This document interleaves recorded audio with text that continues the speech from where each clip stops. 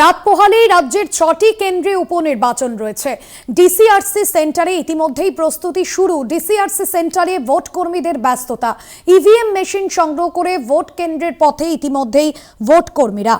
ঝাড়খণ্ড এবং মহারাষ্ট্রে যেরকম বিধানসভা নির্বাচন রয়েছে এবং তারই মাঝে রাজ্যের 6টি বিধানসভা আসনে উপনির্বাচন আগামীকাল নৈহাটি, হারোয়া, মেদিনীপুর, তালডাংরা, সিতাই এবং মাদারিহাটে ভোট রয়েছে।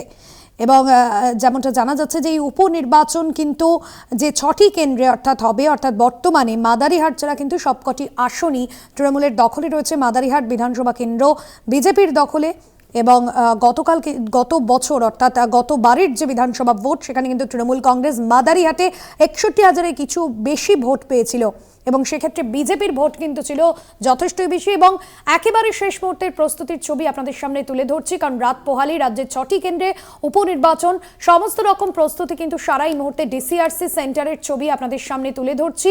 ডিসিআরসি সেন্টারগুলিতে ভোট কর্মীদের ব্যস্ততার ছবি ধরা পড়ছে, ব্যস্ততার ছবি এই মুহূর্তে সামনে আসছে এবং ইভিএম মেশিন সংগ্রহ করে ভোট কেন্দ্রের পথে ইতিমধ্যেই কিন্তু ভোট কর্মীরা তারা রওনা দিয়েছেন। এবং 2021-এর যে বিধানসভা নির্বাচন সেখানে আমরা জানি যে নৈহাটি থেকে তৃণমূলের পার্থ ভৌমিক জয়ী হয়েছিলেন এবং হারোয়া থেকে জয়ী হয়েছিলেন তৃণমূল প্রার্থী হাজি নুরুল ইসলাম এবং তারপর তার প্রয়াণের পর সেখানে উপনির্বাচন করাতে হচ্ছে এবং মেদিনীপুর থেকে জুন মালিয়া জয়ী হয়েছিলেন। তবে লোকসভা নির্বাচনে তিনি জিতে সাংসদ হওয়ায় সেখানে নির্বাচনের প্রয়োজন রয়েছে এবং বাঁকুড়ার তালডাংরা থেকে তৃণমূলের অরূপ চক্রবর্তী তিনিও যেরকম লোকসভা নির্বাচনে জিতে এই মুহূর্তে তিনি সাংসদ এবং সে জায়গায় দাঁড়িয়ে নির্বাচনের প্রয়োজন রয়েছে। আলিপুরদুয়ারে মাদারিহাট বিধানসভা কেন্দ্রে সেখানে বিজেপি প্রার্থী মনোজ টিগ্গা জয়লাভ করেছিলেন। তবে সেক্ষেত্রে দাঁড়িয়ে এবার কিন্তু চতুর্মুখী লড়াই বলা যেতে পারে, যে শাসক শিবিরের পক্ষে সিতাই যে বিধানসভা কেন্দ্র সেখানে কিন্তু প্রার্থী রয়েছেন সঙ্গীতা রায়, অন্যদিকে মাদারিহাটে তৃণমূল প্রার্থী রয়েছেন জয়প্রকাশ টোপ্পো, নৈহাটিতে প্রার্থী করা হয়েছে সনদ ডেকে।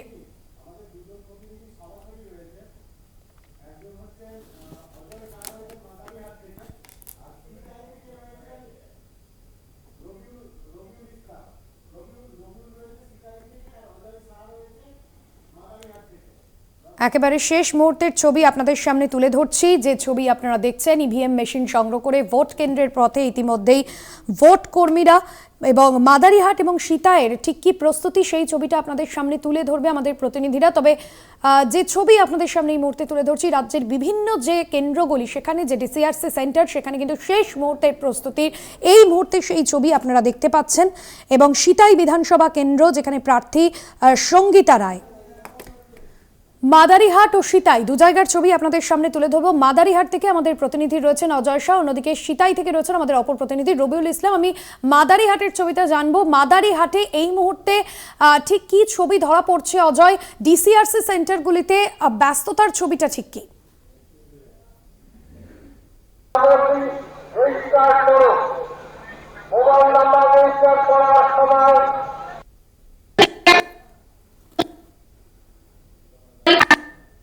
কিন্তু চুনাव আয়োগ ও প্রশাসনের তরফে সমস্ত ব্যবস্থা নেওয়া হয়েছে। আলিপুরদুয়ারের যে ইনডোর স্টেডিয়ামকে ডিসিআরসি সেন্টার করা হয়েছে। বর্তমানে আমরা রয়েছি আলিপুরদুয়ার ইনডোর স্টেডিয়াম ডিসিআরসি সেন্টারে। আমরা এখানে দেখতে পাচ্ছি যে বিভিন্ন প্রান্ত থেকে যে ভোট কর্মীরা রয়েছে তারা এই ডিসিআরসি সেন্টারে উপস্থিত হয়েছে আর এখান থেকে তারা ইভিএম মেশিন সহ যাবতীয় জিনিসপত্র সংগ্রহিত করে এখান থেকে কিন্তু যে ভোট গ্রহণ কেন্দ্র রয়েছে ভোট গ্রহণ কেন্দ্রের উদ্দেশ্যে রওনা দিচ্ছে। তোমাকে জানিয়ে রাখি, আলিপুরদুয়ার যে মাদারিহাট বিধানসভা রয়েছে সেখানে কিন্তু 2,20,000 ভোটার রয়েছে আর এই বিধানসভায় প্রায় 226টি বুথ রয়েছে, যার মধ্যে 3টি বুথ অক্সিলারি বুথ রয়েছে।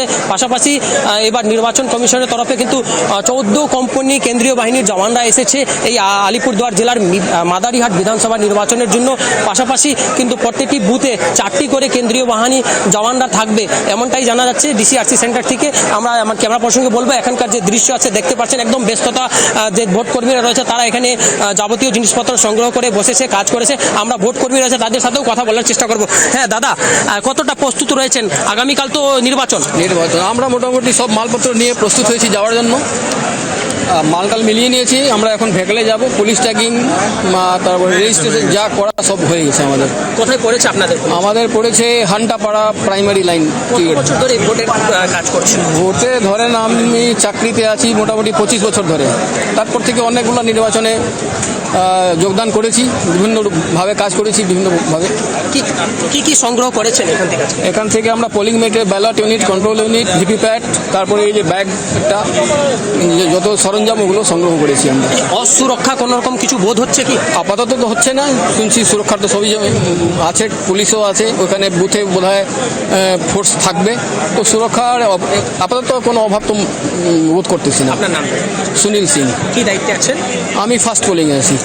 যেরকম আমরা একজন ভোট কর্মী রয়েছে তাদের সাথে কথা বললাম, তাদের থেকে জেনে নিলাম তারা সমস্ত যে জিনিসপত্র রয়েছে, যাবতীয় জিনিসপত্র রয়েছে সংগ্রহ করেছে, আর এখান থেকে কিন্তু তারা এই ভোট কেন্দ্রের উদ্দেশ্যে রওনা দেবে। হ্যাঁ দাদা, আপনার কোথায় পড়েছে সেন্টার? বাটিয়াটারি primary school. কেমন লাগছে একটা ভোট গ্রহণ কেন্দ্রে ভোট করবে? আমার তো এই প্রসিডিওরটা ভালো লাগে না। একজন এমপি হবে, তার এমএলএ থেকে এমপি হবে, তারপরে আবার বাই ইলেকশন হবে। 140 কোটির দেশে এই নিয়ম পাল্টানো দরকার। কত টাকা খরচা হচ্ছে, আর 1.5 বছর পরে আবার 2 বছর পরে আবার বিধানসভা হবে। এই প্রসিডিওর পাল্টানো দরকার। কোথায় পড়েছে আপনাদের? একটা প্রাইমারি স্কুলে পড়েছে। সুরক্ষা কতটা বোধ করছেন? এখানে তো ওরকম কোনো ডিস্টার্ব ফিল করছে না। দেখো ভার্সিটি, যেটা আমরা জানতে পারলাম, এলাকার যে এখানে যে ভোট কর্মীরা তারা বিভিন্ন রকমের ইস্যু বক্তব্য তুলে ধরছে। আর তোমাকে জানিয়ে রাখি, এই যে মাদারিহাট বিধানসভা যেটা রয়েছে কিন্তু 2016 থেকে বিজেপির দখলে ছিল। 8 বছর কিন্তু এইখান থেকে বিধায়ক হয়েছেন মনোজ তিগ্গা। তারপর সম্প্রতি তিনি কিন্তু লোকসভা ভোটে বিজেপি থেকে প্রার্থী হন, তারপরে লোকসভা ভোটে জয় হয়ে তিনি কিন্তু এবার সাংসদ হয়েছেন। সেই জন্য কিন্তু মাদারিহাটে উপনির্বাচন হচ্ছে। তৃণমূল প্রার্থী রয়েছে জয়প্রকাশ টুপ্পো, বিজেপির কাজ তারা কিন্তু এই মুহূর্তে শুরু করে দিয়েছেন। আর সিতাইয়ের দিকে নজর রাখবো। সিতাই থেকে আমাদের প্রতিনিধি রবিউল রয়েছেন এই মুহূর্তে। রবিউল, সিতাইতে এই মুহূর্তে ডিসিআরসি সেন্টারগুলোতে ঠিক কি ছবি নজরে আসছে? দেখো ভাস্বতী, তোমাকে জানিয়ে রাখি, রাত পোহালেই আগামীকাল অর্থাৎ 13ই নভেম্বর সিতাই বিধানসভা কেন্দ্রের উপনির্বাচন। তার আগে আজ সিতাই বিধানসভা যে ডিসিআরসি রুম রয়েছে, অর্থাৎ দিনহাটা কলেজে যে ডিসিআরসি রুম বানানো হয়েছে নির্বাচন কমিশনের তরফ থেকে, সেই ডিসিআরসি রুমে কিন্তু ভোট কর্মী যারা রয়েছে তাদের একেবারে চূড়ান্ত পর্যায়ের প্রস্তুতি এবং ব্যস্ততা শুরু হয়ে গেছে। ইতিমধ্যেই কিন্তু ভোট কর্মীরা তারা ইভিএম মেশিন সহ ব্যালট বক্স যা কিছু রয়েছে সমস্ত কিছু কিন্তু নিয়ে তারা ভোট কেন্দ্রের দিকে রওনা হচ্ছেন। এবং আমরা শুরুতেই ভোট কর্মীদের সঙ্গে কথা বলার চেষ্টা করব, একটু জানার চেষ্টা করবো তারা কোথায়। দাদা, কোন কেন্দ্রে পড়েছে আপনার? আমাদের দাঁড়ান দেখে নি, ভুলেও যাচ্ছি আমি। 270 নম্বর বুথ। 270 নম্বর বুথে পড়েছে। হ্যাঁ হ্যাঁ, কতজন রয়েছেন? আমরা 4 জন। নিরাপত্তা বাহিনী কতজন রয়েছে? এখনো তো ওগুলা কিছুই জানাই নাই। তারপরে উপনির্বাচন, হ্যাঁ, কি মনে হচ্ছে কোনো গন্ডগোল হবে? হওয়ার তো এখন পর্যন্ত কিছু দেখছি না। এখন পর্যন্ত তো শান্তিপূর্ণই দেখছি। আমরা টেনশন ফ্রি, আমাদের যা হবে পরিস্থিতি অনুযায়ী আমরা চলবো। হ্যাঁ, সব কমপ্লিট নেওয়া। একেবারে ভাস্বতী, তোমাকে ভোটকর্মী যারা রয়েছেন তাদের কথা শোনালাম। তারা কিন্তু জানাচ্ছেন সমস্ত কিছু উপকরণ যা রয়েছে সেটা কিন্তু তাদের নেওয়া হয়ে গিয়েছে। এখন শুধু অপেক্ষা, নিরাপত্তা কর্মী তারা পেলেই তারা কিন্তু ভোট কেন্দ্রের উদ্দেশ্যে রওনা দেবেন। এবার তোমাকে যদি সিতাই বিধানসভা কেন্দ্রের নির্বাচন কমিশনের দেওয়া পরিসংখ্যান যদি একটু জানাই, এই সিতাই বিধানসভা কেন্দ্রে কিন্তু এবারের উপনির্বাচনে ভোট দেবে প্রায় 3,05,000-এর অধিক ভোটার। এবং সিতাই বিধানসভা কেন্দ্রে মোট বুথ রয়েছে 300টি, যার মধ্যে কিন্তু 86টি বুথকে নির্বাচন কমিশন ইতিমধ্যে স্পর্শকাতর বুথ বলে ঘোষণা করেছেন। এবং সমগ্র ভোট পর্ব পরিচালনা এবং ভোট কর্মী সহ ভোটারদের সকলের নিরাপত্তার জন্য কিন্তু 18 কোম্পানি কেন্দ্রীয় বাহিনী সিতাই বিধানসভা কেন্দ্রের জন্য মোতায়েন করা হয়েছে। এছাড়াও রাজ্য সরকারের পুলিশ রয়েছে, এছাড়া রয়েছে পুলিশের কিউআরটি টিম সহ একাধিক যে সমস্ত আনুষঙ্গিক ব্যবস্থা সমস্ত কিছু নেওয়া হয়েছে। এখন শুধু এখান থেকে ডিসিআরসি রুম থেকে কিন্তু ভোটকর্মী যারা রয়েছেন তারা একেবারেই তাদের যাবতীয় যে সমস্ত জিনিসপত্র সেগুলো নিয়ে যাচ্ছেন। অপরদিকে ভোটকর্মী যারা রয়েছেন তারা কিন্তু এবারের উপনির্বাচনকে কেন্দ্র করে অনেকটাই স্বস্তিতে রয়েছেন, বলতে গেলে টেনশন ফ্রি রয়েছেন। ভোটকর্মীদের সঙ্গে আমরা এর আগেও কথা বলার চেষ্টা করছিলাম এবং ভোটকর্মীরা জানাচ্ছেন যে সাধারণত উপনির্বাচন বলে তারা কিন্তু টেনশন ফ্রি রয়েছেন, কোনো রকম গন্ডগোলের তারা আশঙ্কা দেখছেন না। আর সাধারণত লোকসভা নির্বাচন বা বিধানসভা নির্বাচনে ভোটকর্মীরা যেভাবে বাড়তি নিরাপত্তার জন্য বারবার কমিশনের কাছে দরাজ করে, এক্ষেত্রে কিন্তু ভোটকর্মীরা একেবারেই উৎফুল্ল মনে রয়েছেন। তারা একেবারে উৎসবের মেজাজে ভোট কেন্দ্রের দিকে যাচ্ছেন। যাচ্ছে না। অল্প কিছুক্ষণের মধ্যে কিন্তু দিনাটা ডিসিআরসি থেকে ভোট কর্মীরা তারা বিভিন্ন ভোট কেন্দ্রের দিকে রওনা হবেন। ইতিমধ্যেই ডিসিআরসি রুমে এসে তারা কিন্তু তাদের যে যাবতীয় কাগজপত্র সমস্ত নিয়েছেন এবং আগামীকালের জন্য ভোটের জন্য তারা কিন্তু প্রস্তুতি শুরু করেছেন। একদমই বোঝাই যাচ্ছে রবিউল, এবং সে জায়গায় দাঁড়িয়ে সিতাইয়ের যে ছবি তুমি তুলে ধরলে ডিসিআরসি সেন্টারগুলোতে ইতিমধ্যেই সেখানে ভোট কর্মীরা তারা গিয়ে পৌঁছেছেন। ধন্যবাদ জানাবো তোমাকে। অন্যদিকে মাদারিহাট থেকে ছিলেন আমাদের অপর প্রতিনিধি অজয় শাহ। পাশাপাশি বিভিন্ন জেলায় ডিসিআরসি সেন্টারগুলির ছবি আপনাদের সামনে তুলে ধরছি। দু জায়গার ছবি আপনাদের সামনে তুলে ধরলাম, সিতাই ও মাদারিহাটে। সেখানে কিন্তু চূড়ান্ত ব্যস্ততার ছবি ধরা পড়ছে। সকাল থেকে একে একে ভোট কর্মীরা তারা আসছেন এবং নিজেদের যে সমস্ত প্রয়োজনীয় সামগ্রী তারা কিন্তু সমস্ত বিষয় গুছিয়ে নিচ্ছেন এবং যার বুথে যে সমস্ত জায়গায় যাদের বুথে দায়িত্ব পড়েছে তারা কিন্তু সবটা দেখিয়ে নিচ্ছেন। বাঁকুড়ার তালডাংরার ছবিটাও আপনাদের দেখাবো এবং বাঁকুড়ার তালডাংরা এবারে যে প্রার্থী রয়েছেন ফাল্গুনী সিংহবাবু, কারণ জানি আমরা বাঁকুড়ার তালডাংরা 2021-এর যে বিধানসভা নির্বাচন সেখানে বাঁকুড়ার তালডাংরা বিধানসভা আসন থেকে জয়ী হয়েছিলেন অরূপ চক্রবর্তী এবং পরে লোকসভা নির্বাচনে জেতার পর সেখানে কিন্তু উপনির্বাচনের প্রয়োজন হয়। বাঁকুড়ার তালডাংরা এই মুহূর্তে কি ছবি? স্বরূপ গঙ্গোপাধ্যায় আমাদের প্রতিনিধি রয়েছেন আমাদের সঙ্গে সরাসরি তালডাংরা থেকে।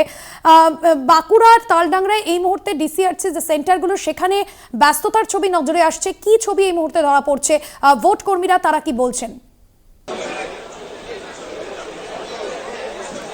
একেবারে বাসুদি, দেখো রাতপোহালি রাজ্যের 6 বিধানসভা কেন্দ্রের উপনির্বাচন এবং তার মধ্যে রয়েছে বাঁকুড়া জেলার তালডাংরা বিধানসভা কেন্দ্রের উপনির্বাচন।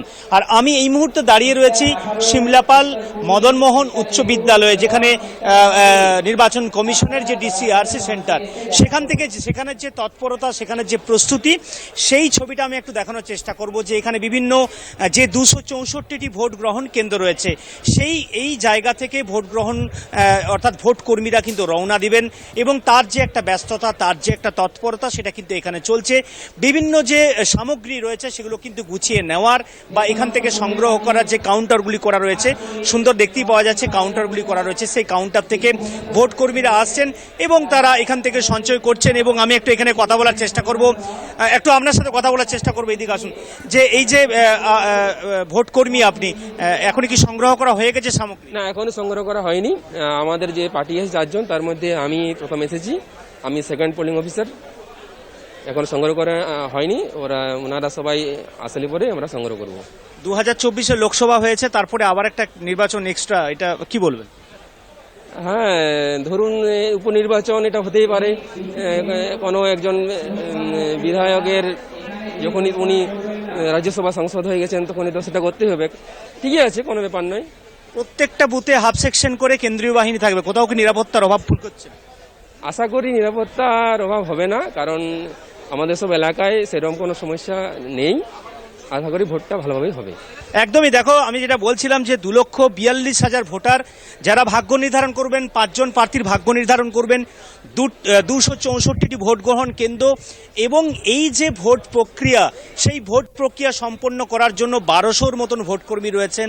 শুধু তাই নয়, নিরাপত্তার দায়িত্বে এই বিধানসভা কেন্দ্রে 22 কোম্পানি কেন্দ্রীয় বাহিনী, তার সাথে সাথে রাজ্য police, sector mobile, high radio flying squad, quick response team, RT mobile, sector mobile, micro observer এবং তার সাথে সাথে জানিয়ে রাখি যে 264টি পোলিং স্টেশন রয়েছে, প্রত্যেকটি পোলিং স্টেশন অর্থাৎ 100% পোলিং স্টেশন থেকে ওয়েবকাস্টিং এর ব্যবস্থা রয়েছে।